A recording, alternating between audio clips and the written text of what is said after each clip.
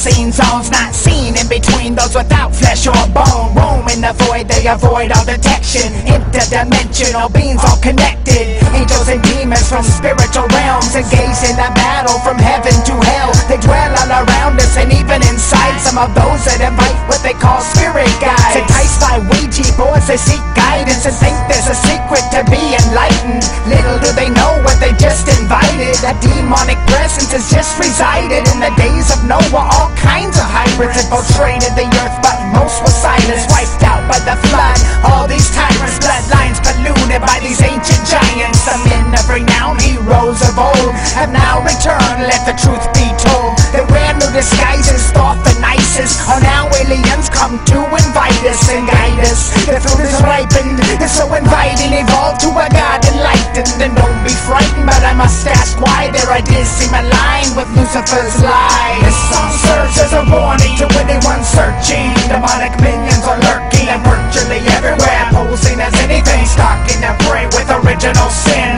This song serves as a warning to anyone searching. Demonic minions are lurking and virtually everywhere, posing as anything, stalking and prey with original sin. Is it coincidence that all these incidents represent all the same thing the serpent said? Look in Genesis chapter 3 verse 6, it depicts exactly the same conflict. Feel this trick inflicted by the sick and wicked, invented, presented like a light transcendent, but it's not demented, it just pretended. Depending on beliefs, what you just expected. See how a rose has thorns and thistles? They hide among the truth to avoid the signal. They muddy the water with disinformation, persuading so many without a foundation. Some people like to listen to Ike and Sitchin, Jordan Maxwell and Tessarian. It seems these people are on the same mission. Deny what's Christian, seek secret wisdom, tied to the lies in the movie zeitgeist, lost to deny the existence of Christ. I defy you to find any truth to the logic.